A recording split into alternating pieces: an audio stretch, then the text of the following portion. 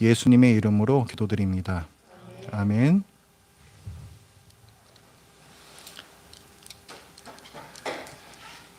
잘 오셨습니다. 우리가 예배당에서 이 성경부를 참 예배당에서는 처음이고, 저희 집에서 이제 모여서 했었는데, 어쨌든 다 같이 모여서 이렇게 또 성경부 하니까 참 오랜만이고, 저는 참 좋습니다. 계속 저 혼자 미친놈처럼 여기 예배당에서 혼자서 계속 떠들었었거든요. 그 한번 해보시, 정말 할 짓이 아닙니다. 그거 진짜. 아무리 이 화면으로 얼굴이 보인다고 해도 이게 이상해요, 굉장히. 그런데 오늘 이렇게 직접 얼굴을 보면서 하게 되어서 너무너무 좋습니다. 오늘부터 저희들이 배울 것은 제목이 마지막에 될 일들이라고 되어 있는데, 종말론 강의입니다. 종말론. 종말에 대해서 저희들이 뭐 요한계시록 같은 것을 배울 때 잠깐 설명을 드리곤 했는데, 자, 문제 하나 드리겠습니다. 이것도 기프티콘이 나가는 문제입니다. 자, 종말이란 언제부터 언제까지를 가리키는 것일까요? 한상문 자매님. 예, 맞습니다. 예수님 초림 때부터 재림 때까지. 이게 종말입니다.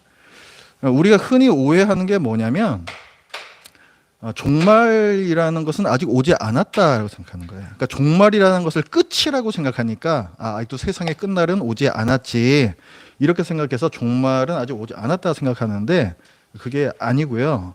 종말이란 이미 시작이 되었습니다. 예수님께서 이 땅에 초림하셨을 때, 그러니까 2000년 전에 오셨잖아요. 그때 오셨을 때부터, 자, 그때 예수님께서 뭐라고 말씀하시냐면은, 귀신이 이제 쫓겨나가는 것에 대해서 설명해 주시면서 하나님의 나라가 이미 임했다, 이렇게 말씀을 해 주세요. 하나님 나라가 이미 임했다. 예수님께서 이 땅에 오심으로 하나님 나라가 이 땅에 침투하기 시작한 거예요. 그래서 그것이 점점 확장이 이제 되어 나가고 있는 상태입니다. 그래서 그것이 언제 완성이 되느냐? 예수님께서 재림하실 때, 언젠지 우리는 모르죠. 그때 완성이 돼요. 그래서 초림 때부터 재림 때까지를 종말이라고 얘기합니다. 이 개념을 분명히 기억을 하시고 이번 강의에 또 참여를 해 주시기 바랍니다. 이 책을 좀 설명을 드리면요. 이건 구판이라서 요즘 사신 분들은 요 표지가 아닐 거예요. 뭐 내용은 전혀 바뀐 게 없습니다. 그런데 출판사만 바뀌었고, 요 책을 지으신 분이 조지 레드라는 신학자이신데요. 이분 뭐 개혁주의 계열에 계신 분이시고, 그 나중에 저희들이 또 언급을 하겠습니다만, 뭐 종말론 전체적인 내용에서 볼 때 뭐 큰 다른 사람들과 이견 차이는 없는데, 원래 이 그 천년 왕국이라는 게 있어요. 천년 왕국. 그 천년 왕국이라는 거에 대해서 몇 가지 견해가 있습니다. 우선 뭐 전천년설이니 후천년설이니 무천년설이니, 또 전천년설은 뭐 세대주의자 전천년설, 역사적 전천년설, 이렇게 또 나뉘거든요. 총 이제 4가지로 보통 이제 나누는데, 이 조지 레드, 이 책을 지으신 분은 역사적 전천년설 관점에 계신 분이에요. 저의 경우에는 무천년설 관점을 따라갑니다. 제가 공부한 합신의 경우에는 2가지를 다 인정을 해요. 역사적 전천년설과 무천년설, 이 2가지를 다 인정을 합니다. 그래서 이 조지 레드 이분이 지은 책을 보면은 어떤 마지막 때에 있을, 특히 천년 왕국에 있어서는 역사적 전천년설 그 관점으로 항상 그 설명을 하세요. 혹시 뭐 이 책을 하다가도 그런 부분이 나오면은 제가 설명을 해드리겠습니다. 그리고 또 무천년설 관점은 뭐가 다른 것인가, 그런 것들도 제가 좀 설명을 드리겠습니다. 자, 그러면 1장 시작하겠습니다. 1장은 성경의 예언을 어떻게 해석할 것인가 라는 제목으로 되어 있습니다. 우리가 종말론을 배우는데 왜 갑자기 이런 제목의 내용을 우리가 배우는 것인가? 여러분, 요즘도 이단 되게 많잖아요. 그렇죠. 이단 되게 많죠. 그 이단이 여러 가지 종류가 있는데 그 중에 대표적인 것들이 이 종말론 가지고 이단 그 장난치는 이단들이 굉장히 많습니다. 뭐 얼마 전에도 그 어느 신문인가 거기에 그 신천지에서 전면 광고를 내서 그 이만희가 직접 직강을 하는 어떤 그런 이제 행사를 또 홍보를 하고 막 그랬거든요. 그래서 뭐 유튜브에서도 뭐 다 볼 수가 있고 이런 식으로. 그러니까 지금도 이 이단들이 종말론 가지고 굉장히 많은 장난을 치고 있습니다. 물론 그 신천지 같은 경우에는 성경 해석 자체가 굉장히 문제가 많기 때문에 성경을 조금만 좀 공부했다 하는 사람들이라면은 뭔가 좀 이상하다라는 걸 느낄 수가 있어요. 근데 그런 종말론 쪽의 이단 말고도 여러분 그 시오니즘이라고 들어보셨습니까? 시오니즘? 백투 예루살렘 들어보셨어요? 그게 뭐냐면은 저기 그 유대인들 있잖아요. 유대인들 그 이스라엘이 있잖아요. 그 이스라엘의 유대인들이 하나님께 다 돌아와야 그때 이제 예수님께서 재림하신다 뭐 이런 거거든요. 걔네들의 그 주장의 이제 가장 큰 문제는 뭐냐면은 이스라엘이라는 나라가 있었잖아요. 그렇죠. 그 걔네들이 차지하던 팔레스타인 땅이 있지 않습니까? 그 땅이 실제로 이스라엘 차지가 돼야 된다는 거예요. 그리고 그 땅에 실제로 하나님의 성전이 세워져야 된다. 그리고 그 성전에서 제사가 드려져야 된다. 그리고 다윗과 같은 왕이 실제로 이 땅에서 그 나라를 다스려야 한다. 그럼 다른 나라들은 뭐 하고 있느냐? 그 이스라엘을 다 이제 섬기는 그런 한 단계 이제 낮은 그런 자리에 이제 있는 그게 그 백투 예루살렘 사실 거기서도 이제 연관이 되는 시오니즘이라는 거예요. 시오니즘. 근데 이런 주장들이 왜 나오냐? 우리가 들을 때는 굉장히 좀 어떻게 그런 생각을 할 수가 있지? 뭐 이런 생각을 하는데 유대인들이요. 유대인들 어떻게 유대교가 이제 그런 걸 믿는 건데 그 유대인들이 왜 그런 걸 믿냐면 일단 유대인들은 신약 성경을 안 믿어요. 걔네들은 성경이 구약 성경밖에 없어요. 그래서 예수님이라는 존재 자체가 일단 걔네들한테는 뭐 하나님의 아들 뭐 이런 거 아닌 겁니다. 그런 상태에서 이 구약만 가지고 모든 것을 다 이해하려고 하다 보니까 이제 그런 생각이 나오는 거예요. 우리는 이 신약 성경까지 다 갖고 있죠. 그래서 신약 성경도 같이 다 보고 공부하고 했기 때문에 그 주장은 뭔가 좀 문제가 있다 이렇게 생각하는 거예요. 결국 그 사람들의 생각하고 우리가 생각하는 거하고 어떤 차이가 있는 거냐면은 성경을 어떻게 보고 해석하느냐의 차이가 있는 거예요. 뭐 걔네들 성경이 없다는 신약이 없다는 것도 문제이지만은 우리가 신약 성경 가지고 걔네들하고 얘기를 해도 말이 안 통해요. 그 이유가 뭐냐면 걔네들이 구약 성경 이 관점으로 모든 것을 다 보거든요. 그러니까 결국 성경에 대해서 다른 견해가 나오는 이유가 뭐냐면 성경의 말씀을 어떻게 이해하느냐 거기에서 차이가 있기 때문에 그렇습니다.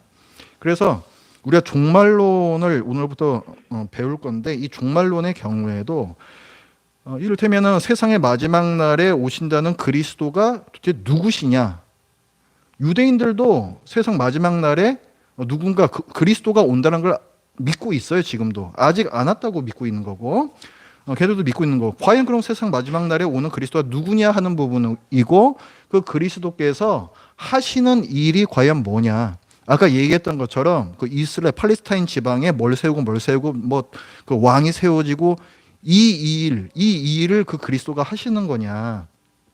아니면 우리가 알고 믿는 대로 예수님께서 재림하셔서 이제 온 세상을 하나님 나라로 만드시는 거냐?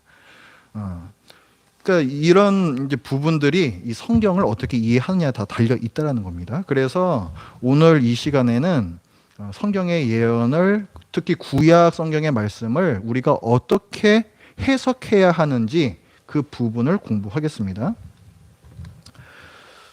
자, 여러분 그 성경 보시면서 특히 구약 성경 보시면서 그런 생각 안 해보셨습니까? 그 성경을 보면은 계속 이스라엘 얘기잖아요, 사실은 이게.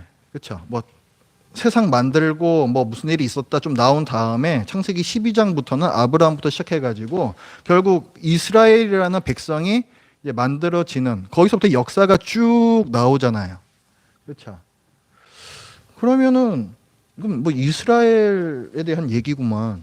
이스라엘 역사구만. 나는 한국 사람인데 왜 구태여 이런 구약 성경을 봐야 하는가? 사실 신약 성경만 봐도 예수님께서 우리를 위해서 죽으셨고 그래서 내가 구원받아서 천국 간다. 이거 다 잘 나와 있잖아요. 그렇죠? 근데 내가 왜 구약 성경을 갖다가 보고 이 재미도 없는 무슨 왕은 뭐라고 무슨 왕은 뭐라고 그 지루한 얘기를 내가 왜 읽어야 되는가? 그렇지 않습니까? 그러니까 지금 우리의 문제는 뭐냐? 우리가 그때 느끼는 문제점은 뭐냐면 신약 성경하고 구약 성경하고 주제가 전혀 달라 보인다는 거예요. 구약 성경은 이스라엘 백성에 대해서 말씀하고 있는 것 같고 신약 성경은 교회에 대해서 말씀하고 있는 것 같고 그러니까 두 개가 서로 딱 이렇게 단절된 것처럼 보인다는 겁니다. 실제로 구약 성경을 읽어보면은 자, 아브라함 얘기부터 시작을 해가지고 아브라함이 누구예요? 하나님께서 선택하신 사람이잖아요. 그래서 네 몸을 통해서 후손들이 나올 건데 얘네들이 엄청 번성할 거야. 뭐 이 얘기를 하는 거잖아요. 그러니까 그 아브라함의 후손이라는 것은 이 육체적인 후손을 얘기를 해요. 육체적인 후손. 그래서 실제로 아브라함이 뭐 이삭도 낳고 이삭이 또 야곱 뭐 에서 뭐 사람 애들을 막 이렇게 낳으면서 이스라엘 민족이 형성이 되는 얘기가 나오고 그 다음에 뭐 출애굽한 다음에 가나안 땅에 들어가서 이스라엘 나라를 세우잖아요. 왕국을 만들고 그래서 그때부터 왕국 시대가 이제 시작이 됩니다. 그래서 왕도 세워져요. 뭐 사울, 다윗, 솔로몬부터 시작해가지고 몇십 명의 왕들이 쭉쭉 나오지 않습니까? 근데 그 역사가 다 뭐의 역사예요? 배교의 역사죠. 배교의 역사. 하나님께 순종하지 않는 율법을 어기는 그 역사가 계속 이어집니다. 그렇게 이스라엘이 하나님과 맺은 하나님과 백성 사이의 언약을 깨니까 하나님께서 그 언약에 따라서 이제 형벌을 내리세요. 그게 언약적 저주라는 거죠. 그래서 뭐 외국에서 막 쳐들어오고 그래서 이스라엘이 망하고 북이스라엘 망하고 남유다 망하고 그래서 뭐 남유다 사람들은 포로로 끌려가고 그렇게 됐다가 그래도 하나님께서 내 백성 삼으셨다라는 언약을 끝까지 지키시기 위해서 그 포로로 끌려갔던 사람들을 다시금 이스라엘로 데리고 오십니다. 그래서 데리고 오셔서 뭐 성전도 다시 짓고 성벽도 다시 건설을 하고 뭐 이런 얘기들이 이제 나오죠. 그게 이제 구약 성경의 내용이란 말이에요. 내용 자체도 그렇고요. 그 다음에 이 구약 성경에는 많은 선지서들이 있잖아요. 예언서들. 이 선지서들을 봐도 이 사람들이 예언하는 건 뭐냐면 너희들 하나님께 불순종하면은 하나님께서 벌하실 거야. 그래서 너희들 멸망할 거야. 이 얘기 하나 하고 그런데 그게 끝이 아니고 하나님께서 회복시켜 주실 거야. 이거 얘기하고 항상 이 두 가지거든요. 그래서 선지서의 내용들은 크게 보면 내용이 이 두 가지 이게 다예요. 그러니까 이것도 결국은 이스라엘 백성이 망하고 이스라엘 백성이 회복되고 이걸 예언한다는 거죠. 실제로 기록된 사건들도 그렇고 예언도 그렇고 다 이스라엘의 초점이 맞춰져 있다는 거예요. 우리가 신약 성경을 알고 있다라는 거 그거 일단 잊어버리고 정말 정직하게 구약 성경을 보면 정말 그렇게 보여요. 정말 그렇게 써 있어요. 이스라엘 백성의 얘기라고요. 그래서 구약 성경에서 이제 마지막 날에 어떤 일이 있을 것이다를 이제 예언하는 걸 보면은 그것들이 항상 이스라엘이 뭐 멸망당하고 이런 얘기들이 대부분이고 아주 조금 이방인들도 뭐 멸망당했다가 뭐 그들도 회복된다. 아주 조금 그런 내용들이 또 군데군데는 나옵니다. 하지만 대부분 내용들, 그 주류는 이스라엘에 대한 내용들이에요. 그러니까 이걸 보면은 우리는 구약 성경에서 이제 어떤 생각을 가지게 되냐면 하나님의 백성은 누구냐? 누구보다도 주류는 이스라엘 백성이다. 그렇게 결론을 내릴 수밖에 없게 돼요. 구약 성경을 보면. 그러니까 그럼 마지막 날에 있을 구원은 또 뭘 얘기하는 거다? 이스라엘이 구원받는 거다.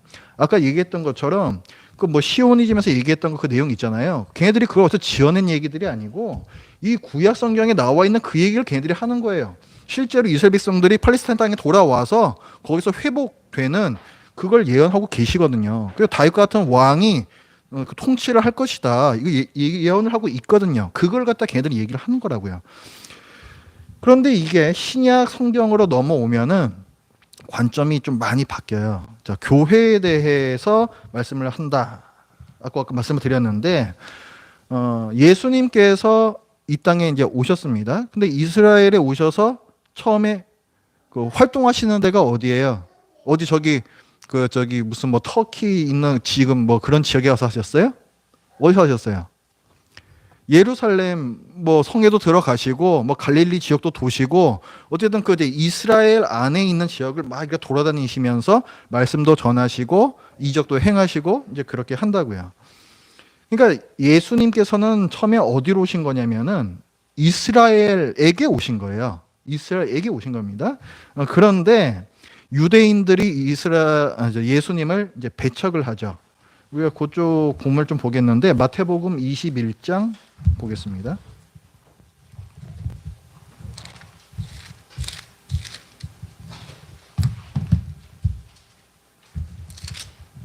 21장 43절.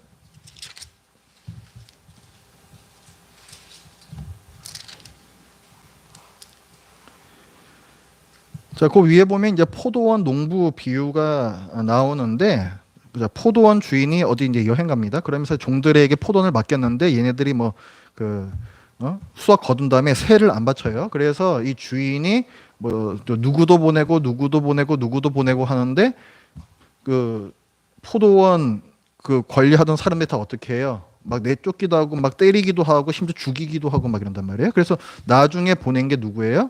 포도원 주인이 자기 아들을 보낸다고요. 근데 그 아들을 이 사람들이 또 죽여요. 그렇죠? 이제 비유로 말씀을 하시는 겁니다. 그냥 앞에 먼저 보냈던 사람들은 하나님께서 이스라엘 보고 회개하라고 보내셨던 선지자들이고 지금 마지막에 보낸 이 아들은 하나님의 아들이에요. 그러니까 예수님 당신 자신을 이제 뜻하는 겁니다. 그 말씀을 하시면서 이제 43절 말씀이 나오는데 자, 43절 같이 읽어봅니다. 시작. 그러므로 내가 너희에게 이르노니 하나님의 나라를 너희는 빼앗기고 그 나라의 열매 맺는 백성이 받으리라. 예, 거기까지요. 예, 포도원 비유에서 보면은 그래서 종들이 하도 그렇게 말을 안 들으니까 그 포도원을 뺏어 가지고 다른 사람에게 주겠다. 이렇게 이제 비유가 끝나거든요. 이제 그 비유를 이제 이렇게 말씀하시는 거예요. 그러니까 유대인들이 예수님을 계속 배척을 하잖아요. 그러니까 너희는 하나님 나라를 받지 못한다. 그 하나님 나라는 이방인들이 받게 될 것이다. 이런 말씀을 하시는 겁니다. 그러니까 이런 말씀을 보면은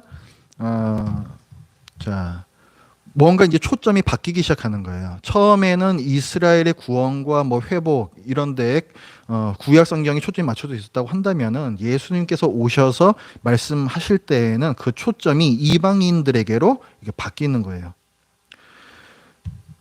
대부분의 유대인들이 예수님의 말씀을 다 거부를 했는데 그 중에서 예수님의 메시지에 반응했던 사람들이 있어요.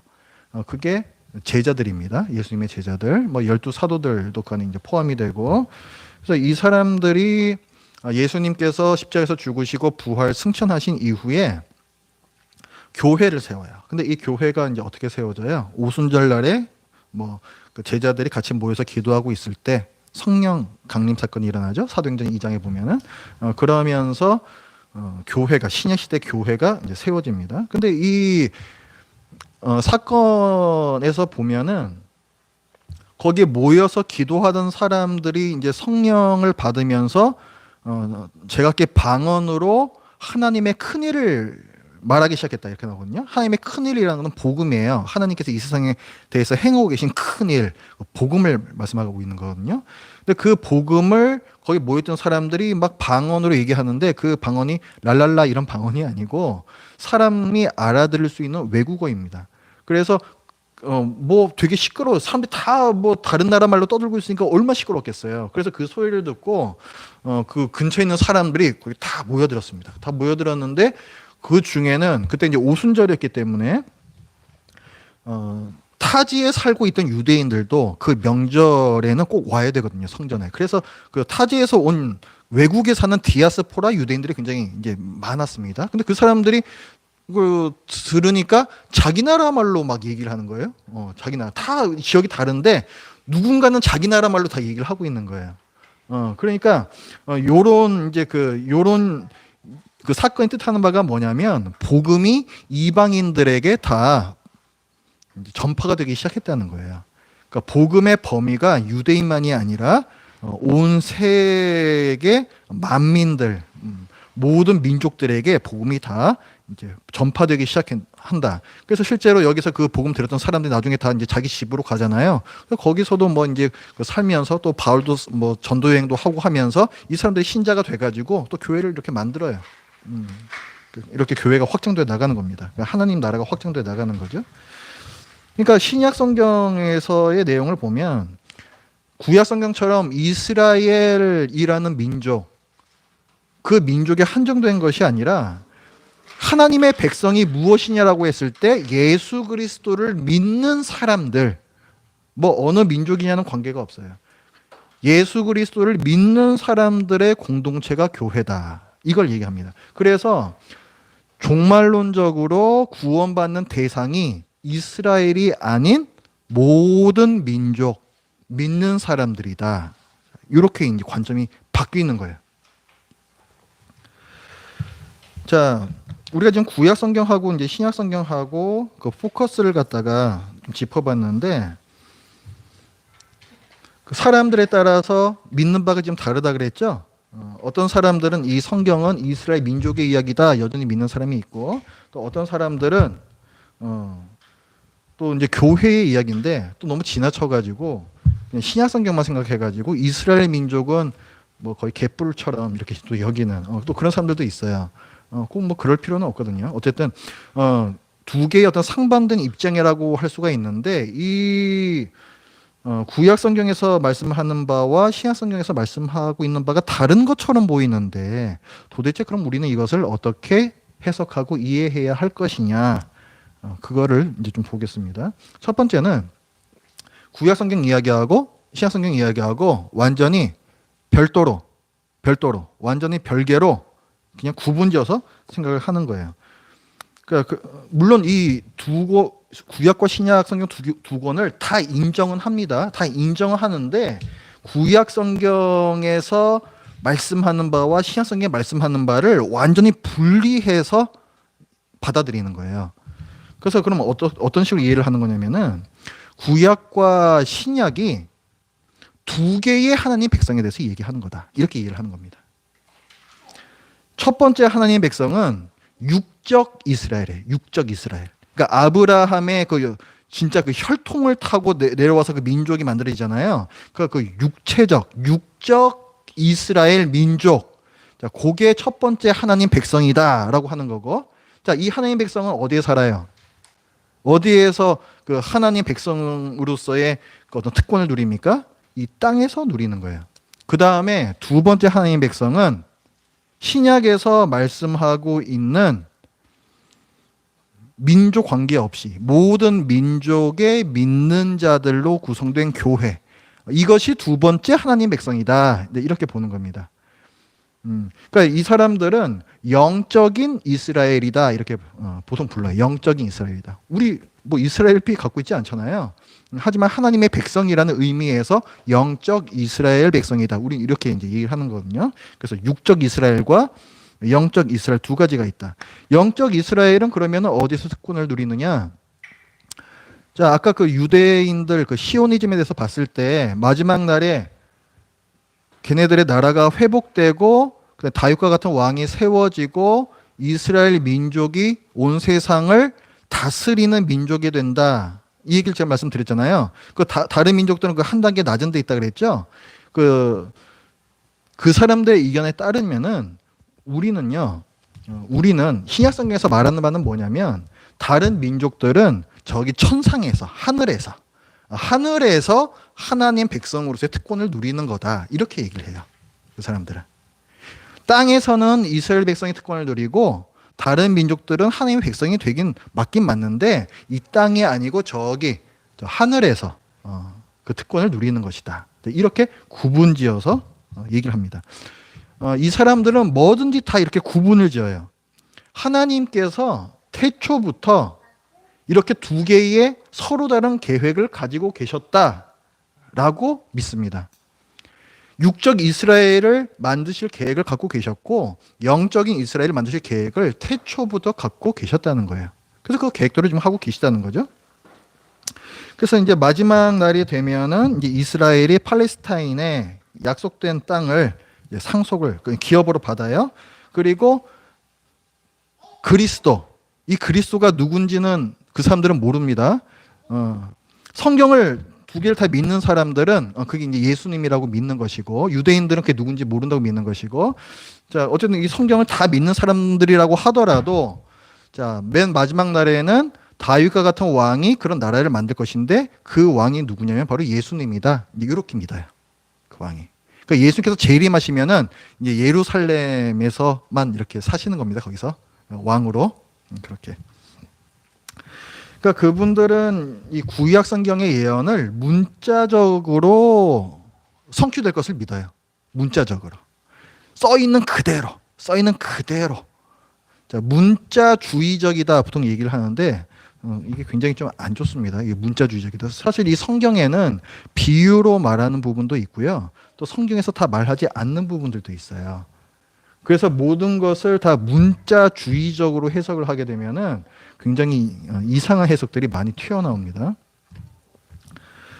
자, 제가 지금까지 두 개의 이스라엘, 육적 이스라엘과 영적 이스라엘, 그러니까 두 개의 하나님 백성이 있다. 여기에 대해서 설명을 드렸는데, 이런 관점으로 보는 신학을 세대주의 신학이라 그래요. 세대주의 신학. 세대, 에이지. 에이지는 어떤 기간이라는 뜻이 되겠는데, 이 사람들은 그 성경 전체를 이 에이지, 이 시대별로 다 쪼갭니다. 그리고 이 시대별로 하나님께서 다 다른 계획을 갖고 계셨고 다 다른 방법으로 사람들을 구원하셨다. 이렇게 주장을 해요. 그래서 뭐 세대주의자들은 보통 뭐 7세대 이제 이런 식으로 이제 구분을 하는데, 예를 들어서 아담과 하와가 범죄하기 전까지 이때는 죄를 안 짓던 시대잖아요. 그래서 이때는 뭐 무죄 시대다 뭐 이렇게 하고, 그다음에 이제 죄 짓고, 그다음에 이제 노아 홍수가 일어나고 바벨탑 사건이 일어나고 뭐 이런 일이 있을 때까지, 이때는 자 아직 뭐 율법 이런 게 없었죠. 그렇죠? 하나님께서 아직 시내산에서 율법 안 주셨잖아요. 그래서 이때까지는 자기 양심에 따라서 사는 그런 시대였다 해서 뭐 양심 세대라고 부르고, 그다음에 이제 모세 통해서 율법 주시면 그때부터는 율법 시대다 또 이렇게 얘기를 하고, 지금 뭐 은혜의 시대다 이렇게 얘기해요. 은혜의 시대. 예수님께서 십자가에서 돌아가시고 부활 승천하시고, 그래서 이 세대주의자들은 그 휴거 들어보셨습니까? 휴거 자체가 잘못된 건 아니거든요. 그 의미가. 그런데 이들이 믿는 휴거는 좀 잘못됐어요. 뭐 대환란 전에 예수님을 정말 잘 믿는 사람들만 공중으로 끌어올려지고, 나머지 어설프게 믿는 사람들은 다 지상에 남겨져서 대환란을 겪는다. 그래서 이렇게 그 정말 잘 믿는 사람들만 끌어올려진 그 휴거 사건, 그때까지를 이제 은혜의 세대다 이렇게 이제 부르고, 그게 끝난 다음에 예수님께서 재림하셔서 그때부터 뭐 천년 왕국이 시작된다. 천년 왕국 시대다. 한 이런 식으로 해가지고 좀 7개 시대로 나눕니다. 이 사람들이. 자, 이게 세대주의적 해석이고, 그 다음에 구약과 신약을 이렇게 분리시켜서 보는 게 아니고 서로 연결되어 있는 이야기로, 하나의 통합되어 있는 하나의 책으로 보는 또 그런 견해가 있습니다. 이건 우리가 믿는 바예요. 그래서 이어진 이야기로 보는 관점입니다. 구약 성경은 우리말로 하자면 옛 언약이란 얘기고, 신약은 새 언약이란 얘기죠. 그러니까 옛 언약과 새 언약 사이에는 이게 연속성이 있다. 뭐 율법과 복음 이게 서로 관계 없는 게 아니고, 이게 다 연속성이 있고, 뭐 하나는 그림자고 하나는 실체고 뭐 이런 식으로 다 이게 연속성이 있는 것이다. 이렇게 얘기하는 거예요. 그리고 이 관점에서는 특히 언약을 강조합니다. 언약. 성경에는 그 언약이 여러 개 나오잖아요. 그래서 제 문제 한번 내볼까요? 가장 최초의 언약이 무엇일까요? 하나님께서 사람과 맺으신 가장 최초의 언약.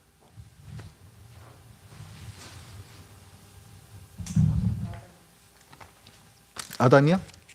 예, 어떤 언약이죠?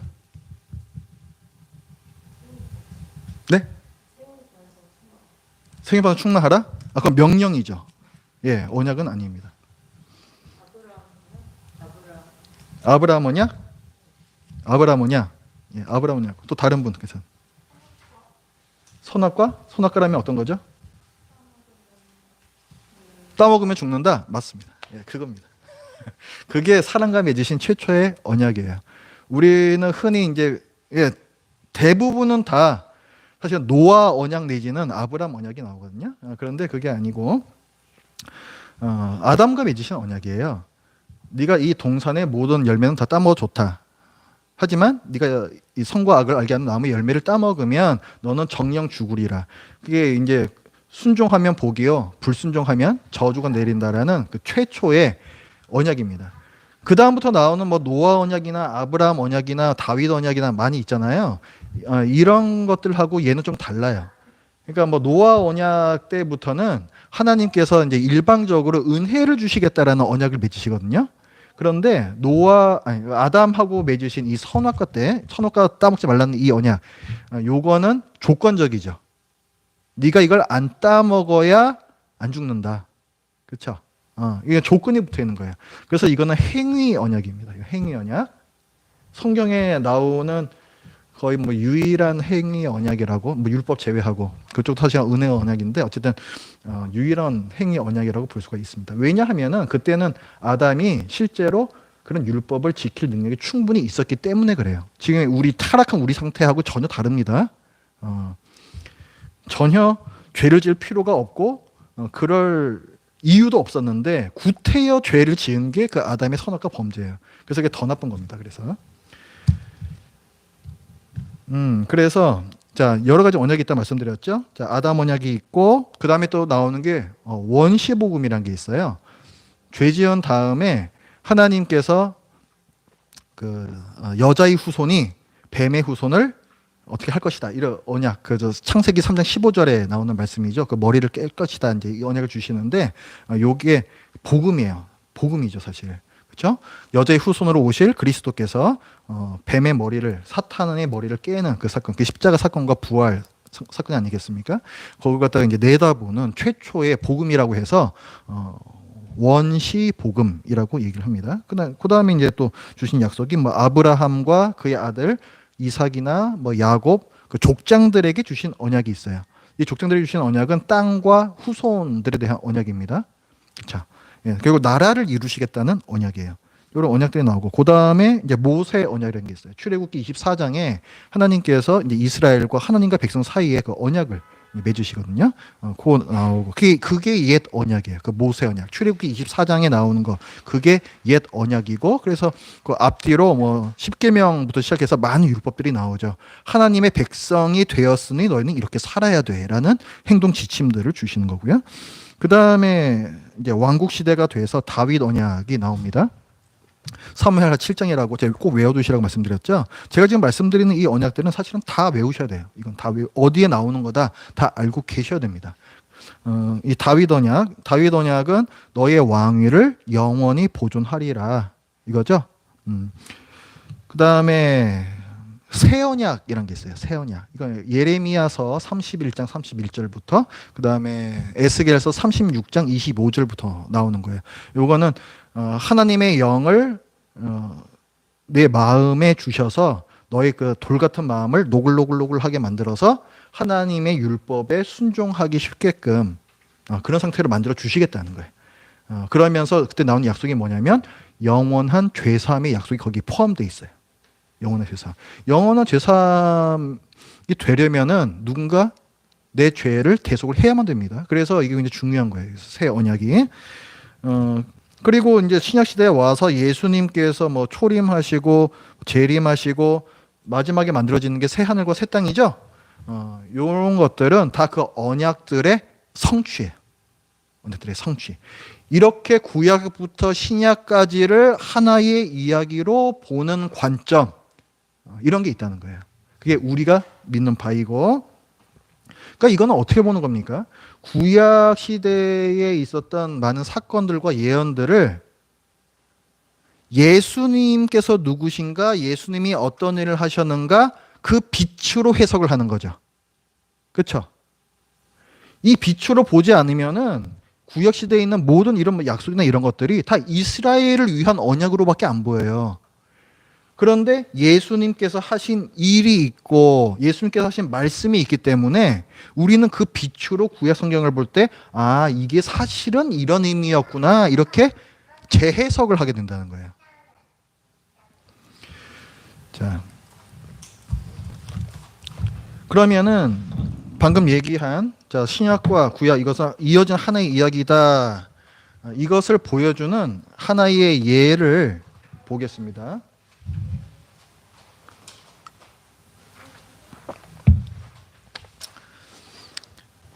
자, 메시아라는 말이 있죠? 메시아.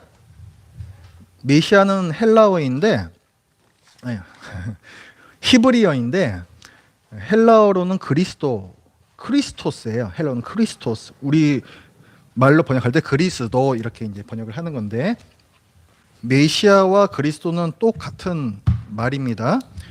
그런데 이 메시아에 대해서 구약 성경 쪽만 믿고 있는 유대인들은 과연 어떻게 이해를 했는가?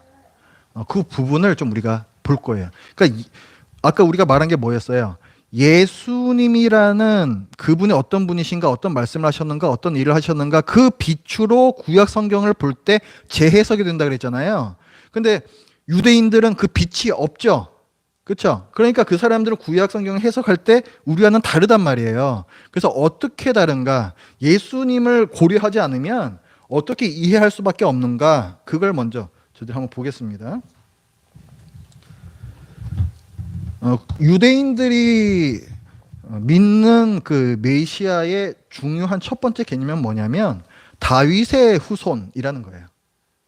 우리 신약성경에서도 보면은 그 유대인들이 뭐 그 예수님을 제대로 믿은 사람들은 다윗의 자손이여, 다윗의 자손이여 하면서 막 쫓아다니죠.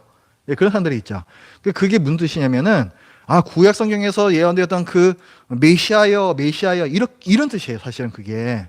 그래서 그게 제대로 이제 그 예수님을 이해했기 때문에 제대로 된 믿음이 있었던 거고, 그래서 예수님께서 그들에게는 구원을 주시고 뭐 이렇게 이제 이어지는 거거든요.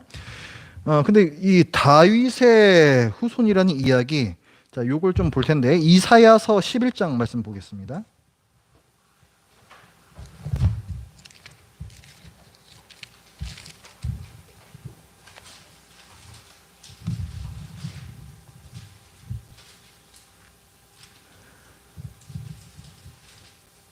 자, 이사야 11장.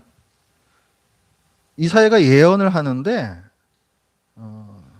종말에 있을 일에 대해서 예언을 하는 거예요. 종말에 있을 일에 대해서. 자, 11장 1절에 보면은 이새의 줄기에서, 이새가 누굽니까? 다윗의 아버지예요. 그러니까 이새의 줄기에서 한 싹이 난다는 거는 지금은 다윗 왕조가 이제 멸망해가는 시점이거든요. 이사야 시대는 그 왕국의 말기예요. 그런데 이새의 줄기에서 한 싹이 나며 그 뿌리에서 한 가지가 나서 결실할 것이요. 이건 무슨 말이 되겠습니까? 그러면 다윗 왕조가 회복될 것이다. 이렇게 봐야 되겠죠. 그 다음에 2절에 보면 그의 위에 여호와의 영, 성령님입니다. 성령님. 곧 지혜와 총명의 영이요, 모략과 재능의 영이요, 지식과 여호와를 경외하는 영이 강림하시니. 자, 성령님께서 강림을 하신대요.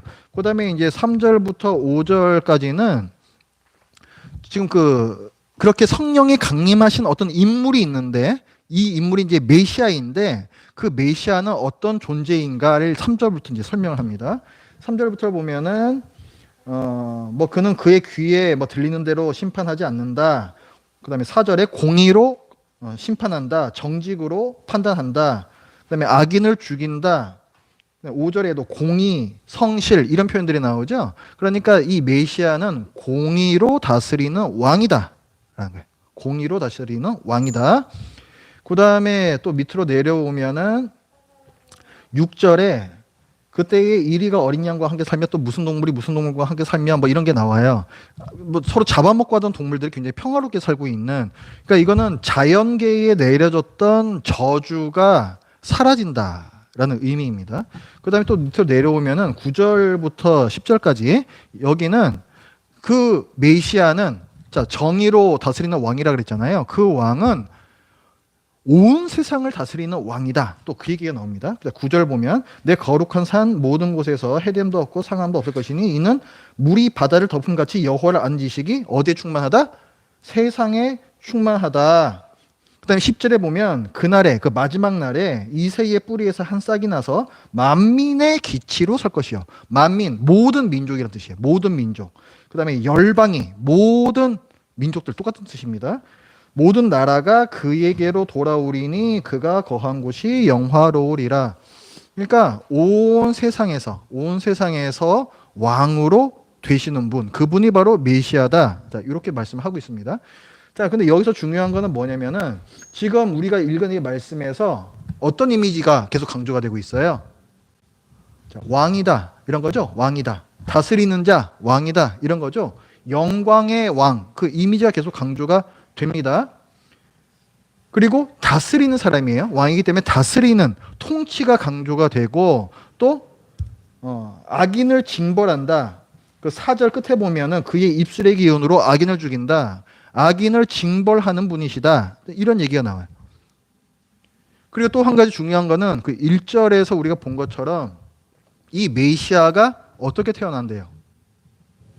다윗 가문에서 태어난다는 거죠. 그러니까 이 말씀을 보면 이 메시아는 사람이에요. 사람이에요, 사람. 다윗의 집안에서 솔로몬 이런 사람들이 태어난 것처럼 그의 어떤 그 후손이 한 명이 태어나는데 그 사람이 정말 위대한 왕이 될 것이다 라는 얘기예요. 자, 이 개념이 굉장히 중요한 겁니다.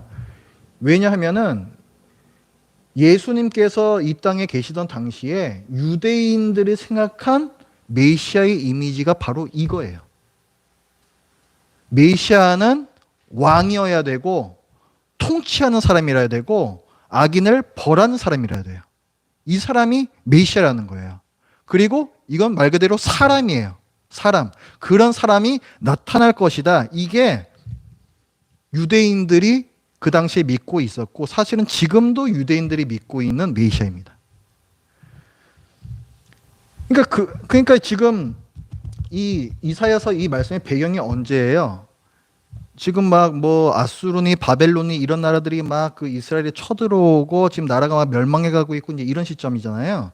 그러니까 이 시점에서 이 말씀은 회복의 말씀인데 결국 메시아가 하는 일은 결국 뭐라고 얘기할 수가 있다? 이방의 힘으로부터 이스라엘 백성을 구원해내는 왕. 그게 바로 메시아라는 거죠. 그렇죠? 이 말씀의 배경으로 보면은 딱 그건 거예요. 그래서 예수님 당시의 유대인들도 그런 생각을 하는 겁니다. 유대인들이 그때 누구의 지배를 받고 있었어요? 로마의 지배를 받고 있죠. 지금 이사야 시대에 이 유대인들이 결국 나라가 망해서 바벨론에 끌려가고 그 다음에 그 나라가 뭐 바사 페르시아로 바뀌고 헬라로 바뀌고 그 다음에 로마까지 이어져 내려왔어요. 계속 그 식민지 살이를 하는 거예요. 이 사람들이, 이스라엘 백성들은. 그러니까 이 사람들은 계속해서 이 이사야가 예언을 했던 메시아를 바라보는 거죠. 아직 그 메시아가 안 온 거예요. 계속 지금 우린 지배하에 있는데 아직 그 영광의 왕이 와가지고 뭐 모든 나라 위에 높여진 일이 아직도 없었는데 그러니까 당연히 메시아를 계속 기다릴 수밖에 없죠. 근데 그 사람들의 이미지는 뭐다? 승리의 왕이고 정복하는 자고 통치하는 자고 사람이다. 악인을 심판하는 분이다. 이런 이미지들인 거예요. 그래서 실제로 이제 역사적인 기록을 보면은 유대인들이 그런 메시아를 기다려 왔다는 것을 볼 수가 있어요. 예수님께서 오시기 전에, 그러니까 기원전 한 160년경, 그때는 그 헬라의 그 가장 유명한 왕이 알렉산더 대왕입니다.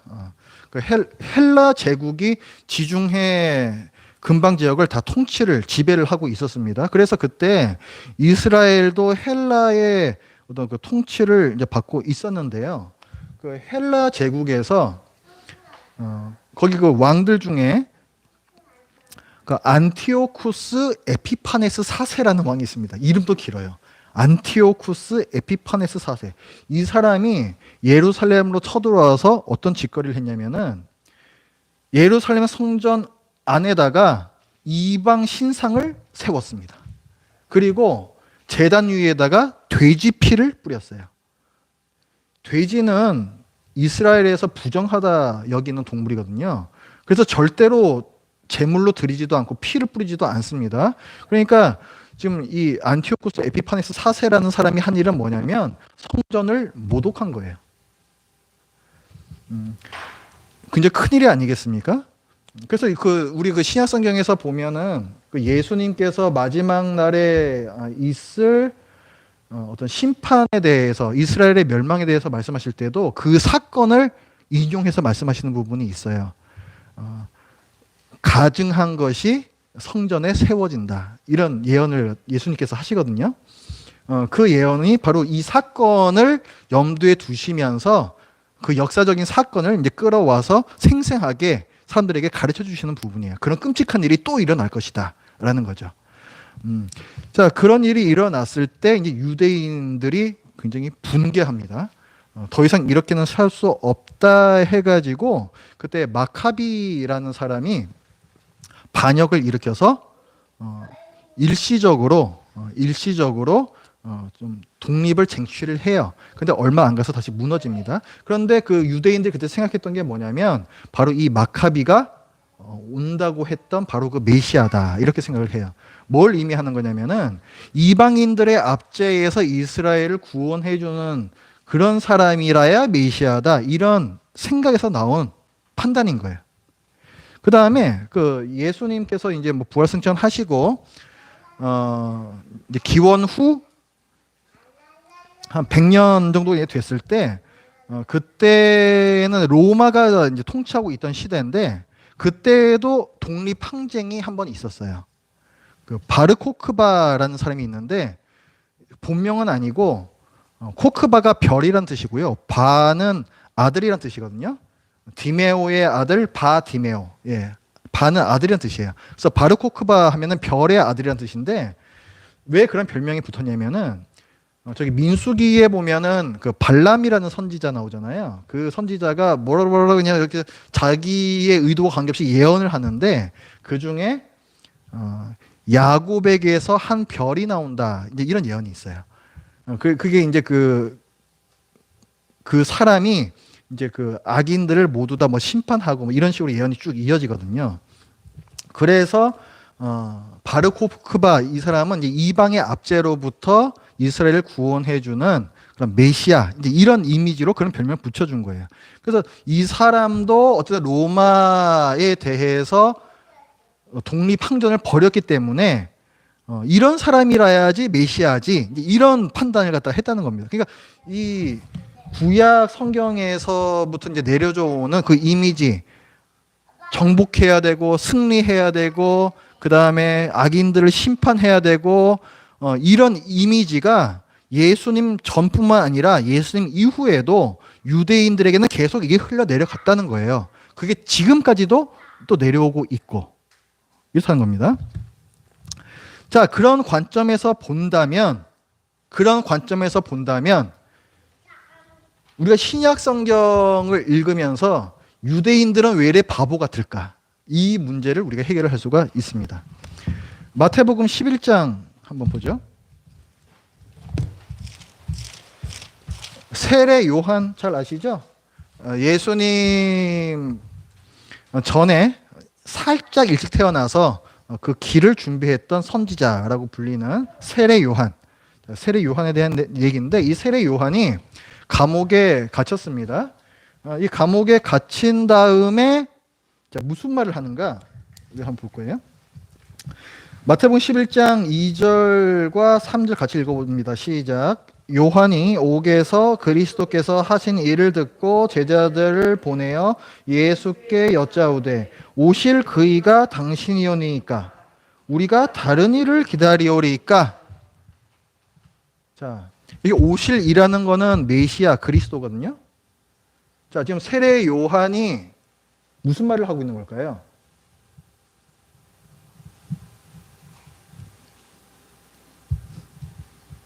예수님을 의심하고 있어요. 지금 전에는 내가 그렇게 생각 안 했는데 계속 보자 하니까 그리스도가 아닌 것 같은데? 뭐 이런 지금 생각을 하는 겁니다. 왜냐하면 그 위에 이제 말씀 보면은 예수께서 12제자에게 명하기를 마치시고 이에 그들의 여러 동네에서 뭐 하세요? 가르치시며 전도하시고 이런 일을 하시죠? 아니 저기 메시아 그리스도라면은 빨리 전투를 벌여가지고 이제 로마 제국을 내쫓고 정복하고 승리해서 이스라엘을 해방을 시켜야지. 근데 하는 꼬라지를 보니까 뭐 말씀이나 가르치고 있고 전도나 하고 있고 병든 자나 고치고 있고 안 맞는 거예요. 안 맞는 거예요. 그러니까 세례 요한도 의심을 하는 겁니다. 아무리 선지자라도 별 수가 없어요. 이 유대인들은 구약 성경을 철저하게 배운 사람들이기 때문에 메시아는 어떤 사람이야라는 이게 확실하게 박히는 사람들이거든요. 근데 예수는 전혀 다르다라는 거죠. 그러니까 세례 요한도 의심을 합니다. 지금 세례 요한이 옥에 갇혔다 그랬죠? 악한 세상이잖아요. 의인이 감옥에 갇힌 세상이잖아요. 아니 세상이 이 꼬라지로 돌아가고 있는데 도대체 당신이 메시아라면 도대체 뭐 하고 있는 겁니까? 이런 생각이 자연스럽게 든다는 거예요.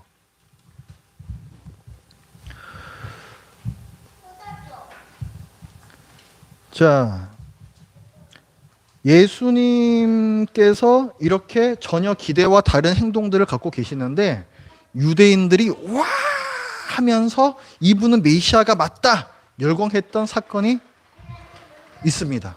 뭘까요?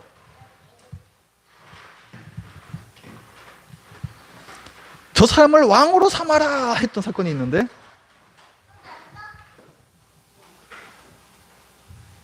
여러분들 잘 아시는 사건인데 왕으로 삼으려 하나 예수께서 떠나가시더라 뭐 이렇게 나오는 말씀이 있는데 네? 밥 먹여줬을 때 맞아요. 밥 먹여줬을 때 바로 그때입니다. 오병이요. 좀 잘 아시는 거잖아요. 예, 그 남자만 5천 명, 그냥 다 여자 아이들까지 하면 대충 뭐 2, 3 얼마 되는 거예요? 한 2, 3만 명 됐을 거라고 봅니다. 그 사람들을 5개의 떡과 2마리의 물고기로 밥 먹여준 거. 그랬더니 이 사람들이 저 사람을 왕으로 삼아라 막 열광을 해요. 왜 그랬을까요? 그 사람들이 얘기했다는 거는 저 사람이 그리스도 맞다 이런 거거든요. 왜 그렇게 생각했을까요?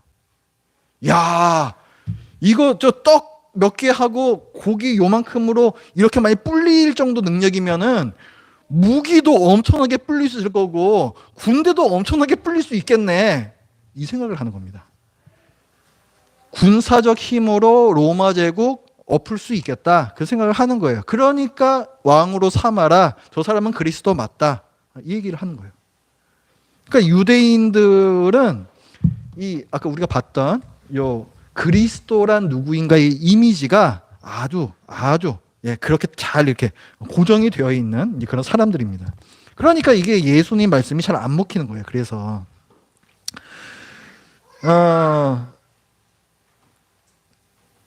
자, 요게 이제 그 유대인들이 이해하는 메시아에 대한 첫 번째 개념이고요. 유대인들 간에도 그런데 이 메시아에 대한 개념이요. 좀 이렇게 여러 가지 견해로 나누어져요. 자, 유대인들이 갖고 있는 또 하나의 메시아 개념은 뭐냐면 인자와 같은 이라는 겁니다. 이건 어디에 나오는 표현이냐면은 다니엘서 7장에 나와요. 찾아보겠습니다. 다니엘서 7장.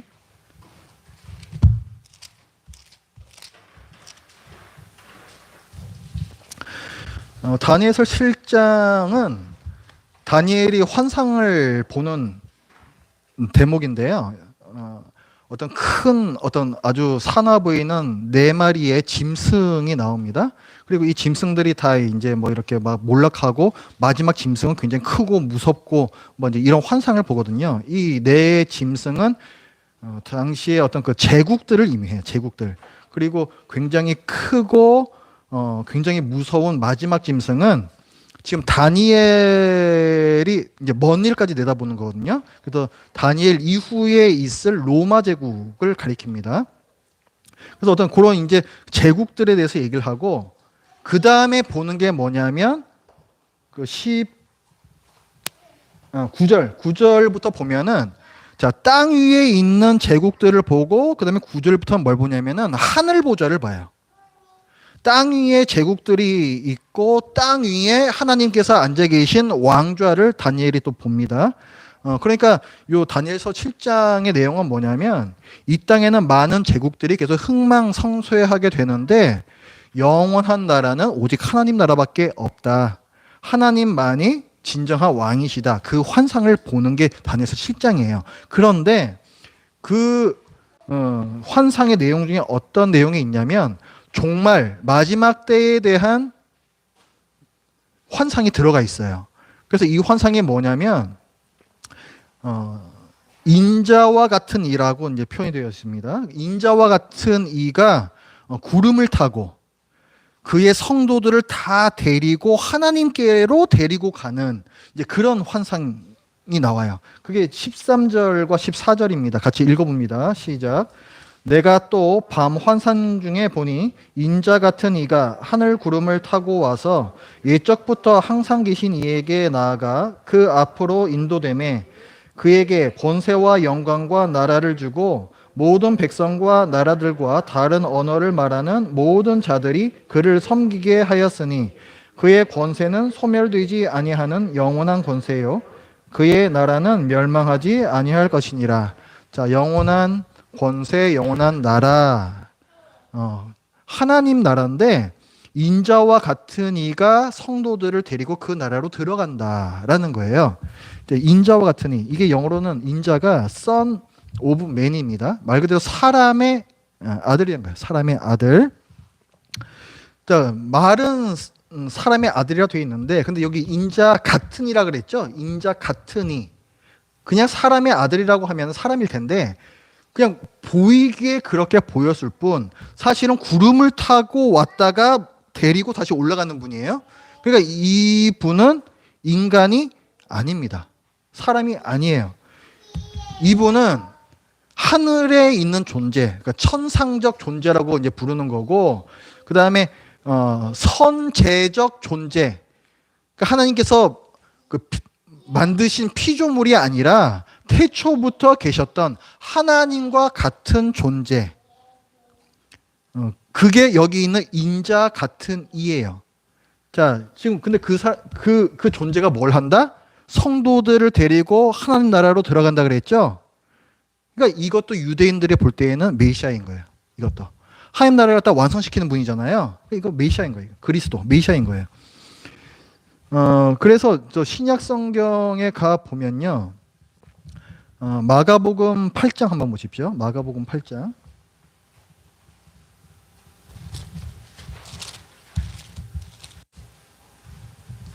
38절.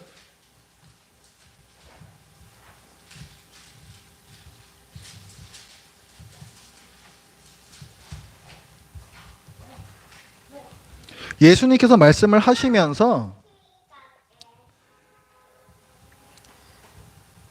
베드로의 이제 어떤 고백을 들으시고 당신의 죽음과 부활과 승천에 대해서 이제 말씀을 하시는데 거기에 이어서 결국 이제 구원받는 게 중요하다 이제 이 말씀을 하시면서 이제 38절 말씀이 이어져요. 같이 읽어봅니다. 시작. 누구든지 이 음란하고 죄 많은 세대에서 나와 내 말을 부끄러워하면 인자도 아버지의 영광으로 거룩한 천사들과 함께 올 때에 그 사람을 부끄러워하리라. 여기에서 나와 내 말을 부끄러워하면 예수님과 복음을 부끄러워하면 그러면은 이제 심판받는다 이제 이 얘기를 하시는데 그때 나온 얘기가 인자도 아버지의 영광으로 거룩한 천사들과 함께 올 때에 그 사람이 부끄러움을 당할 것이다. 여기 인자 나오죠. 이 말씀이 아까 다니엘서 그 말씀과 똑같은 거죠. 이 말씀을 인용을 하세요. 그런데 이 말씀은 유대인들이 잘 받아요. 왜 그러냐면은 자, 나와 내 말을 부끄러워한다. 이건 예수님을 가리키지만은 인자가 아버지 영광으로 오실 때라고 말씀하셨을 때는 이 인자가 자기라고는 말씀 안 하셨어요. 그렇죠? 그래서 그 유대인들 생각에도 그래, 인자 같은 이가 분명히 온다 그랬어. 맞잖아요? 그러니까 이 말씀을 잘 받습니다. 잘 받아요. 그 다음에 또 13장으로 가보세요.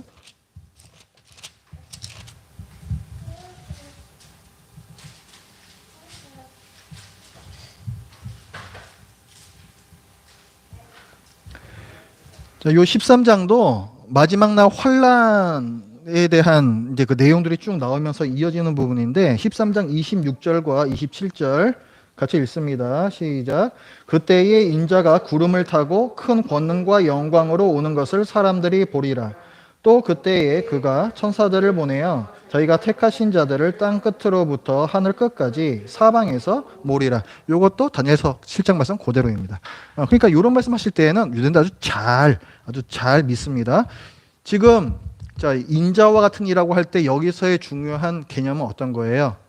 자, 사람 아니에요. 아까 그 다윗의 후손은 사람이죠. 그런데 인자와 같으니 이 사람은 사람 아닙니다. 신적인 존재이고 하늘에서부터 오는 어떤 존재이고 초자연적인 존재이고 영원한 권세를 가진 존재이고 이게 유대인들이 알고 있는 자, 메시아에 대한 또 다른 개념이에요. 그럼 이런 개념에서 봤을 때 예수님이 어울립니까? 안 어울립니까? 예수님이 어느 집에서 태어났어요? 가난한 목수의 아들로 태어났습니다. 하늘로부터 와야 되는데 영광스러운 모습으로 구름 타고 와야 되는데 가난한 목수의 아들로 태어나다니 이게 무슨 메시아가 될 수가 있느냐. 그런데 예수님께서는 스스로 인자라고 표현을 하세요. 그 다음에 죄를 사하는 권세도 내게 있다 말씀을 하세요. 무슨 말입니까? 자기는 인간이 아니라는 거예요. 인간이 아니라는 거예요. 내가 인자다, 나는 하늘에서 온 존재다 이렇게 얘기를 하시니 유대인들이 믿겠냐고요? 안 믿죠. 마가복음 2장 7절 말씀 보십시오.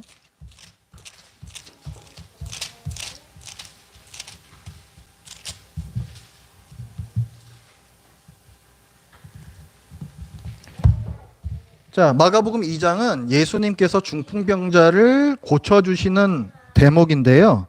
여기에서 바로 병을 고쳐주시지 않고 네 죄가 사하여졌다. 이걸 먼저 하시죠. 그랬더니 이제 그 옆에 있던 이제 유대인들이 거기다가 이제 뭐라 막 하는 겁니다. 죄를 사하는 권세는 하나님께 있는 건데 니까지 게 어떻게? 너 사람인데 어떻게 죄를 사하는 권세를 갖고 있느냐? 그러니까 예수님은 하늘에서 온 존재가 아니다라고 알고 있는 거죠. 메시아라는 것은 하늘에서만 와야 된다. 이제 이 생각 갖고 있는 것이고, 자, 그 다음에 안식일에 그 제자들과 함께 다니시면서 이삭을 자른 사건도 있죠. 그때 예수님께서 뭐라고 또 이제 말씀을 하냐면은 인자는 안식일의 주인이다 이렇게 말씀하세요. 인자는 안식일의 주인이다. 인자는 천상에서 온 존재니까 안식일의 주인이다. 이 말은 맞죠. 근데 지금 잘라 먹은 건 누구예요? 예수님하고 그 제자들이잖아요. 그러면 자기가 그러면 인자란 얘기인데 사람들이 볼 때는 안 믿겨지는 거죠. 그래서 그때도 안식일 네가 범했다 하면서 이제 죽이기로 막 작정하고 저놈 신성 모독죄를 범한 놈이다. 그 유대인들이 볼 때는 말도 안 되는 거예요. 자, 그 다음에 마가복음 10장으로 가보세요.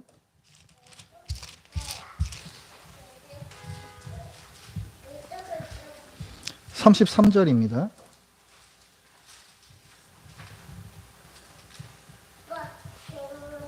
예수님께서 그의 제자들에게 내가 죽고 부활할 것이다. 이걸 알려주시는, 가르쳐주시는 대목이에요.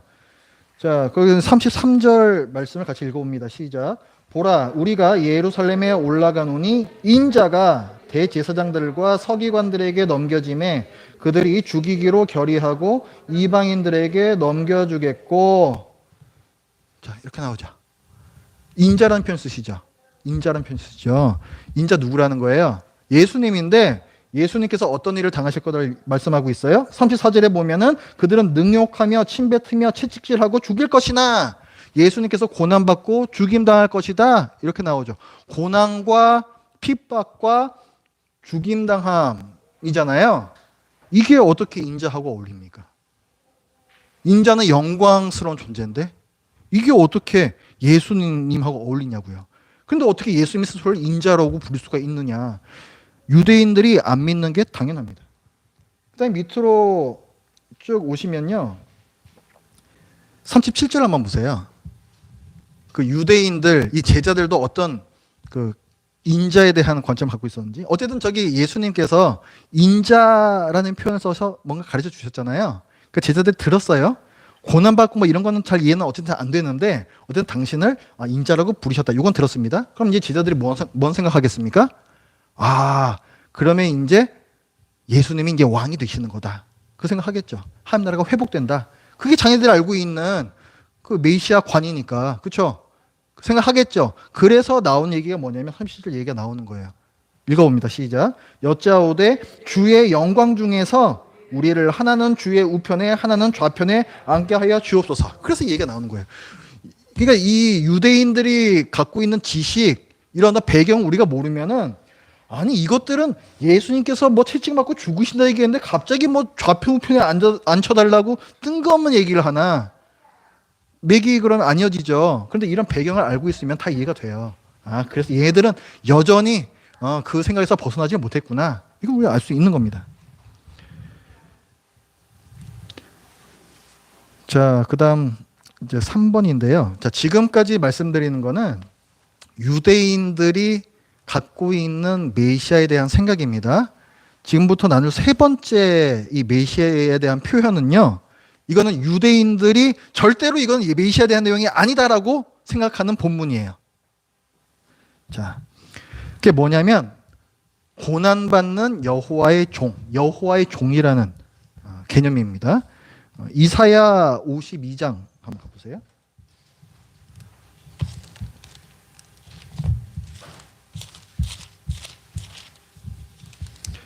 자, 뭐 다윗의 후손이니 뭐 인자와 같은 이니 뭐 이거는 유대인들이 다 받아들이는 메시아 개념인데 두 개 간의 차이가 있어요. 하나는 뭐 사람이고 하나는 사람이 아니다. 뭐 이런 어떤 차이는 있지만은 어쨌든 유대인들이 받아들이는 메시아 개념인데 이사야 52장 마지막 절 13절 한번 보십시오. 여기서부터 이제 53장까지 고난받는 여호와의 종이라는 게 쭉 이어지는데요. 자, 52장 13절 제가 읽습니다. 보라, 내 종이 형통하리니. 내 종이란 표현 나왔죠? 여호와의 종이에요. 형통하리니 밭대로 높이 들려서 지극히 존귀하게 되리라. 쭉쭉쭉 하면서 53장 여러분들이 잘 아시는 본문이에요. 그 53장 그 내용은 그거죠. 사람들에게 멸시받고 그다음에 천대받고 정말 보잘것 없어 보이는 어떤 사람이 나오는데 이게 바로 아까 나왔던 그 여호와의 종입니다. 이 사람이 그런 모든 일들을 겪고 그다음에 다른 사람들의 죄 때문에 죽는다. 모든 사람의 죄 때문에 마치 잠잠한 양같이 아무 말 없이 정말 고분고분 죽는다. 뭐 이제 이런 내용들이 53장에 쭉 내려옵니다. 우리는 이 본문을 예수님에 대한 본문으로 알죠. 그 사도행전에서 보면은 그 이디오피아 네이시가 뭐 이렇게 술에 타고 가는데 거기를 갔다가 그 빌립 집사가 성령님의 인도하심을 따라서 그 사람 가서 만나잖아요. 근데 그 이디오피아 네이시가 받은 본문이 바로 이 본문이죠. 그러면서 도대체 이 여호와 종이 이 종이 도대체 누구냐 도대체 이게 그랬더니 그 빌립 집사가 이 사람이 사실은 그 예수님이야 하면서 복음을 다 얘기를 해주고 그 사람 네이시가 그거 다 듣고 믿고 세례받고 간단 말이에요. 그러니까 우리는 알아요. 이사야서 53장이 예수님에 대한 본문이다. 예언하는 본문이다. 우리는 알지요. 그런데요. 유대인들은요. 제가요. 저희 그 신학교 동기 중에 그 이스라엘에 가서 그 유대인들 대상으로 복음 전하는 선교사님이 있어요. 그래서 제가 한번 물어봤거든요. 야, 걔네들은 구약 성경 갖고 있잖아. 근데 이 구약 성경 이거 이사야서 53장 보면은 딱 보면 이거 예수님인데 걔네들은 모르냐? 물어봤어요. 그랬더니 모른대요. 걔네들은 이사야서 53장을 절대로 메시아에 대한 본문으로 해석하지 않는데요. 얘네들은. 그리고 이사야서 53장을 웬만하면 읽지를 않는데요. 진짜 꾸며낸 얘기가 아니고 직접 보고 듣고 하는 사람이 얘기한 겁니다. 예, 그러니까 뭔가 그 사람들도 뭔가 좀 수상한데 뭐 이런 생각을 하는 거겠죠. 그래서 이 이사야서 53장을 절대로 메시아에 대한 이야기로 읽지 않는다. 지금도 그런데 하물며 2000년 전에 유대인들은 오죽하겠습니까? 그 사람들도 이 이사야서 53장을 전혀 메시아에 대한 예언으로 해석하지 않습니다. 그래서 지금부터 제가 말씀드릴 고난받는 여호와의 종이라는 이런 개념은 유대인들에게는 없다. 없다. 이건 없다. 그런데 우리는 구약과 신약을 하나의 이어지는 이야기로 보고 있고 이 고난받는 종이라는 개념은 매우 매우 중요한 것이다. 그렇죠? 예. 자, 그럼 우리가 지금까지 세 가지 개념을 봤습니다. 이 세 가지 개념을 한번 좀 정리해 볼 테니까 한번 보세요. 아무래도 그 다음 주에 이거 퀴즈가 나올 것 같은데. 자, 첫 번째가 뭐였습니까? 다윗의 후손이었죠? 다윗의 후손. 첫 번째는 다윗의 후손인데 결국 왕이란 얘기죠? 메시아 왕이라는 겁니다. 그 다음에 두 번째 봤던 게 인자 같은 이라고도 하는 인자가 이제 나왔었고, 그 다음에 세 번째 본 게 고난받는 종이에요. 자, 각각의 키워드를 좀 살펴보면은 먼저 다윗의 후손은 일단 사람이라 해야 된다. 그죠? 그 다음에 승리하는, 또 정복하는, 또 악인을 심판하는 왕이다. 이런 거죠. 권세, 뭐 이런 거. 이런 개념이죠. 그 다음에 인자 같은 이는 어떻습니까? 인자 같은 이도 영광의 왕, 이런 개념이 있는데 여기서 중요한 건 뭐냐면은 사람이 아니에요. 신적 존재, 그러니까 천상적 존재라고도 부르고, 그 다음에 선제적, 그러니까 피조물이 아니라는 거죠. 그래서 초자연적 존재다. 그 다음에 고난받는 종, 유대인들이 절대 받아들이지 않는 고난받는 종, 이거의 개념은 고난, 핍박, 죽음, 낮아짐, 뭐 이런 거죠. 이런 개념이에요. 그러니까 이거 한번 보세요. 이거 지금 보면은 얘하고 첫 번째 거 두 번째 거 보십시오.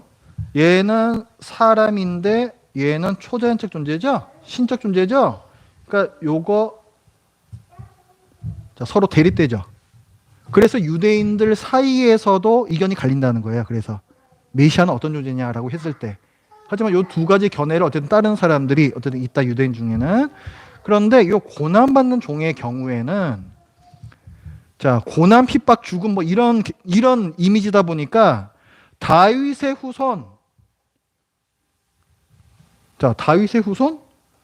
승리, 정복 이런 이미지인데 악인 심판 이런 건데 왕인데 권세인데 안 맞죠? 그러니까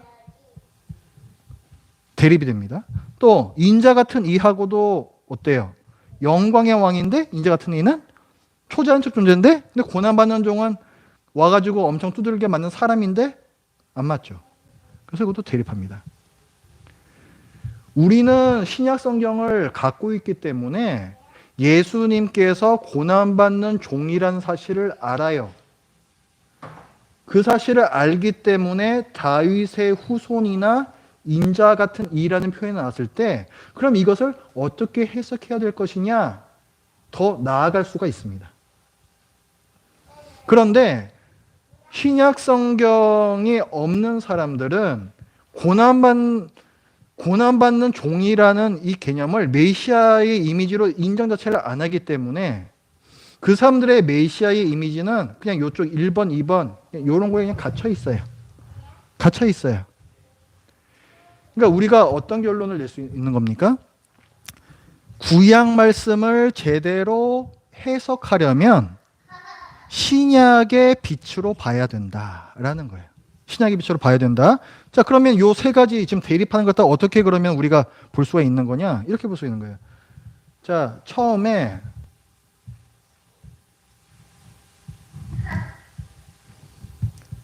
하늘에 계시던 성자 하나님께서 자, 땅으로 성육신 하시죠? 처음에 하늘에 있다 그랬어요. 자, 신적 존재죠. 여기가 신적 존재. 그러니까 신적 존재가 자, 어떤 뭐였죠? 그 세 가지 중에서 인자 같으니 그거잖아요. 인자 같으니. 자, 신적 존재 인자 같으니 땅으로 오셔가지고 이때부터 고난을 받으십니다. 고난을 받으시다가 십자가에서 죽으시고 하늘로 승천하시죠? 자, 고난받던 이때가 고난받는 종이죠. 자, 인자 같으니 였다가 고난받는 종이 됐다가 하늘로 올라가셨어요. 그 다음에 우리가 지금 살고 있는 시대입니다. 그 다음에 나중에 어떻게 돼요? 하늘에서 다시 땅으로 오시죠? 재림이죠, 재림. 재림 때 오셔서 뭐 해요? 이때 성도들을 다 끌어모아서 하나님 나라를 완성시키세요. 그렇죠? 이게 다니엘서 7장에서 얘기했던 성도들을 다 모아 하나님 나라로 인도해 들어간다라는 말의 뜻이죠. 그러니까 이때 다시 인자 같은 이가 나옵니다.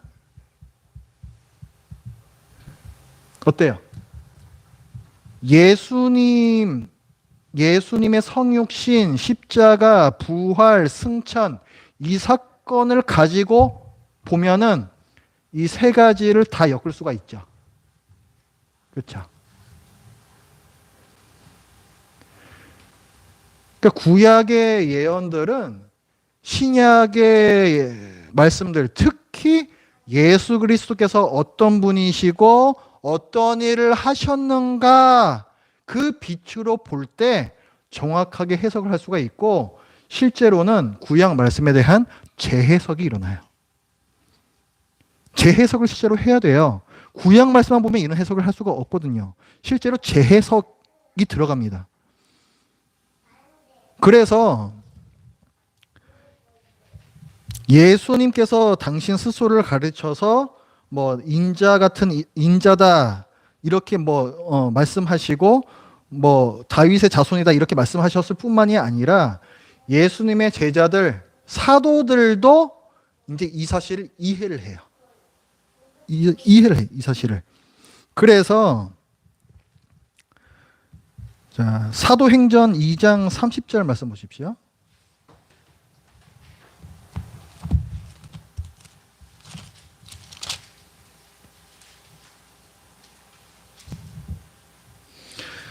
사도행전 2장이 오순절 성령 강림 사건이죠. 그래서 막 이렇게 그 각자 방언으로 막 얘기하니까 사람들이 몰려들었을 때 베드로가 얘들은 술 취한 게 아니다 하면서 이게 무슨 일인지 얘기를 쭉 해줘요. 설교입니다. 베드로의 설교. 여기 이제 30절부터 이제 내용을 보면은 하나님께서 예수님을 다시 살리셨다. 자, 이 얘기를 하면서 36절 같이 읽어봅니다. 시작. 그런즉 이스라엘 온 집은 확실히 알지니 너희가 십자가에 못 박은 이 예수를 하나님이 주와 그리스도가 되게 하셨느니라 하니라. 예수님이 누구라고 밝히고 있어요? 주와 그리스도라고 얘기하고 있잖아요. 지금까지의 그 유대인들의 관점에서 봤을 때는 예수님은 결코 그리스도가 될 수가 없어요. 그런데 이제 예수님이 누구신지를 베드로가 설명을 딱 해주고 그래서 예수님은 그리스도다 이렇게 설명해 준다고요. 주라는 건 뭐예요? 왕이라는 거예요. 왕. 메시아 왕이라는 거예요. 이제 베드로가 그 헛소리 잘하던 베드로가 예수님이 누구신지 확실히 안 거예요. 설명하는 겁니다. 그리고 히브리서 1장도 보세요. 베드로만 그런 게 아니고 다른 제자들도 다 예수님이 이제 누구신지 예수는 그리스도시다 이걸 정확하게 이제 알아요. 히브리서 1장 13절 자, 같이 읽어봅니다. 시작. 어느 때에 천사 중 누구에게 내가 내 원수로 내 발등상이 되게 하기까지 너는 내 우편에 앉아 있으라 하셨느냐. 요 위의 말씀을 보면은 예수님께서 천사들보다 훨씬 뛰어나신 분이다 이걸 얘기하거든요. 예수님에 대해서 얘기를 하면서 이제 이 말씀을 해요. 그럼 예수가 도대체 그럼 누구란 얘기냐라고 했을 때 13절 밝은 읽은 말씀이 뭐냐면은 이게 시편 110편에 나오는 말씀이에요. 근데 이 시편 110편은 왕에 대한 예언이에요. 왕에 대한 예언. 모든 대적들을 다 발등상으로 발로 딱 깔아 뭉개시는 그 왕에 대한 예언이라고요. 근데 그 예언을 끌어와서 예수님이 바로 그 왕이셔. 그거를 얘기를 하는 거예요. 그러니까 이 히브리서를 쓴 사람도 예수님이 메시아시라는 것을 알고 있는 거죠. 10장 12절도 볼까요?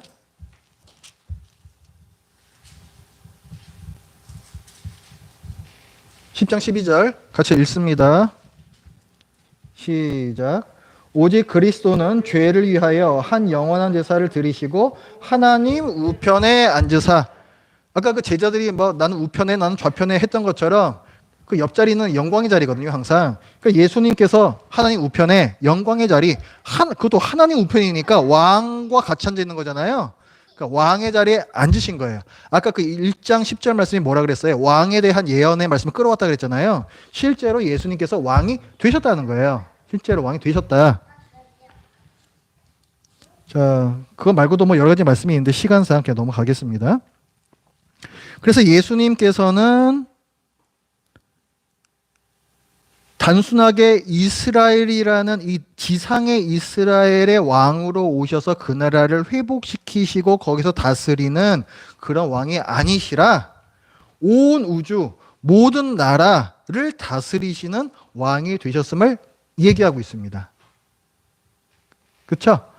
그러니까 구약 성경만 보면 예수님께서, 그러니까 예수님도 아니죠. 그러니까 나중에 오실 그리스도가 이스라엘의 왕이 될 것이다. 이 땅 위에서. 그렇게 보이지만 그 지상에 있는 왕좌를 예수님의 제자들은 저기 하늘 보좌로 딱 끌어올려요. 그래서 온 땅을 다스리시는 왕이시다. 이렇게 나가는 거죠. 자, 이와 같이 예수님 본인도 그러시고 예수님의 제자들도 마찬가지고 구약과 이 신약 이 전체를 하나의 이야기로 쭉 풀어가고 있음을 우리는 볼 수가 있어요. 그러면 우리도 당연히 그렇게 봐야 됩니다. 우리 당연히 그렇게 봐야 돼요. 그러니까 구약과 신약은 분리된 이야기가 아니라 구약에서 말씀하고 있는 바를 신약의 빛으로 재해석해서 그 말씀을 봐야 된다. 그러면 우리 이제 종말론 배우죠? 이게 결론이에요. 우리 이제 종말론 배우잖아요. 구약 성경에도 종말에 대한 예언들이 굉장히 많이 있어요.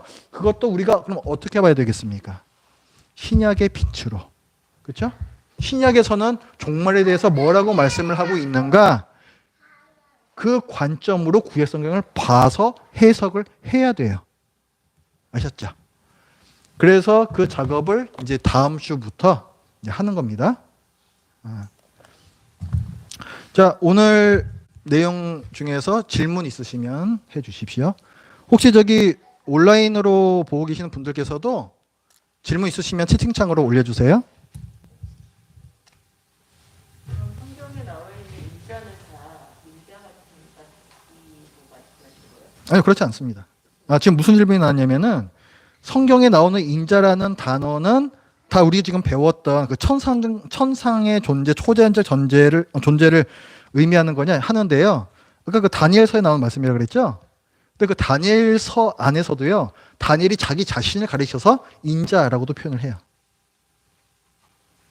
그러니까 인자 자체는 사람의 아들이라는 뜻이고, 본래의 정확한 표현은 인자와 같은 이인데, 신약 성경에 와가지고 예수님께서 그러시고 그냥 인자라고 이렇게 표현하실 때에는 그걸 그냥 이렇게 간략하게 줄여서 말씀하시는 거예요. 사실 인자와 같은 이가 바로 나다 이렇게 말씀하시는 거예요. 예. 인자에 대한 질문을 하려고 했었거든요. 예. 첫 번째는 이제 다니엘서에서 나왔던 부분들은 사실 있는 거에 대한 표현이 있어요. 인자와 같은. 그렇죠. 예. 근데 신약에서 나오는 대부분의 인자라는 표현은 예수님을 지칭할 때가 많았고 예. 대문으로 보면 대문자를 써요. 아, 예. son of man 해가지고 son하고 man하고 예, 대문자로 씁니다. 누군가를 지칭한다는 건 명확하게 알 수 있는데 네. 어쨌든 그런 부분들의 해석은 조금 이게 그 문맥상 좀 달라질 수도 있는 것인데 대부분은 신약 네. 성경에서는 예수님을 지칭하는 것처럼 예. 뭐 예, 구약이나 신약이나 그 인자라는 표현은 다 예수님만 가리키지는 않습니다. 예, 다 그렇고 그래서 그 문맥을 보고서 우리가 판단을 해야 돼요. 그래서 그 인자라는 표현을 뭐 꼭 반드시 꼭 그 인자와 같은 이의로 꼭 해석할 필요는 없습니다. 그럼 예수님께서 당신이 인자라고 표현했을 때는 그럼 어떻게 되는 것이냐? 근데 그때는 아마 예수님께서 그런 뉘앙스를 많이 풍기셨으니까 바리새인들이 그렇게 막 반발을 했겠죠. 아마도 그렇게 이제 봐야 될 것 같고, 그 다음에 이제 Son of Man 그 말씀해 주셨는데 사실은 Son of Man은 이제 영어잖아요. 예, 그 원본은 아니죠. 신약 성경의 원본은 헬라어로 되어 있습니다. 그거를 영어로 번역을 한 건데 항상 번역은 다 그 안에 신학이 들어가 있어요. 그냥 문자 내가 영어를 잘한다고 해가지고 뭐 히브리어 헬라 잘한다 해가지고 그것만 가지고 번역할 수 있는 게 아닙니다. 신학을 잘 알고 있어야 번역을 제대로 할 수가 있어요. 그래서 그 Son of Man 할 때 만약에 뭐 SM을 대문자로 쓴다면 그거는 번역한 그 사람들이 이거는 분명히 어떤 특정한 특별한 존재를 가리키는 것이다 라는 것을 알고 그렇게 대문자로 자기들이 표시를 한 거예요. 그러니까 원문에서는 당연히 그 대소문자 이런 게 없습니다.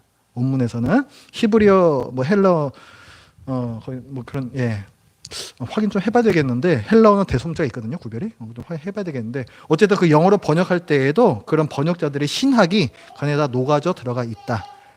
그것도 좀 우리 참고적으로 알고요. 또 질문 있으십니까? 세대주의 신학을 주장하시는 교회가 지금 현재에 구체적으로 어떤 교회다 이게 우리가 알 수 있어요? 판단을 하거나 이렇게. 세대주의 교회요. 세대주의 교회 있죠. 지금도 있습니다. 우리나라에도 있고요. 근데 오미옥에 섞여 있지 않나요? 세대주의적인 그런 것들이. 우리나라에 그 선교사님들이 들어오셔서 교회 세우셨잖아요. 복음 전파하시고. 근데 그때 들어왔던 님들 중에 많은 분들이 그 세대주의 쪽이 있었어요. 많았어요, 실제로. 그래서 그 영향으로 지금까지도 그 세대주의 신학을 가르치는 교회들이 있습니다. 그러면 어떻게 가르치는 걸 봐야죠. 아니, 네. 목사님 예전에 동영상에 네. 천년왕국? 네. 천년왕국 번화에 대해서 우려하신 거거든요. 예.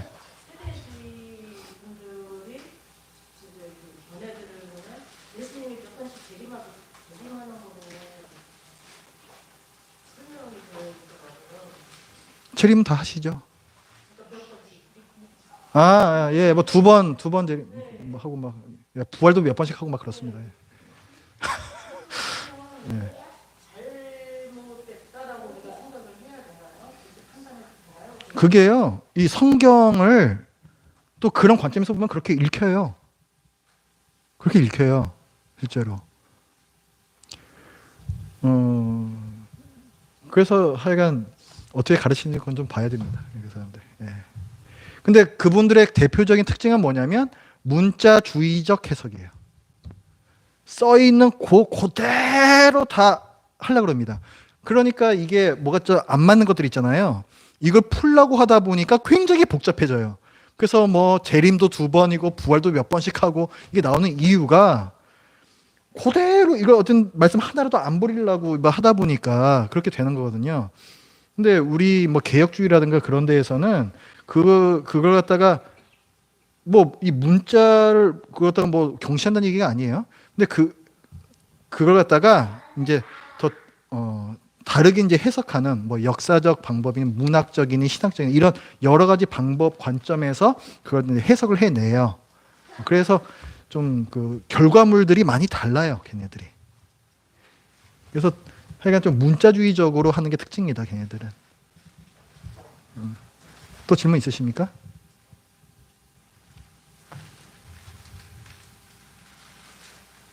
예, 없으시면 예, 온라인으로 들어오신 분들께서도 예, 질문이 없으신 걸로 알고 그럼 제가 기도하고 마치겠습니다. 하나님 아버지, 저희들 오늘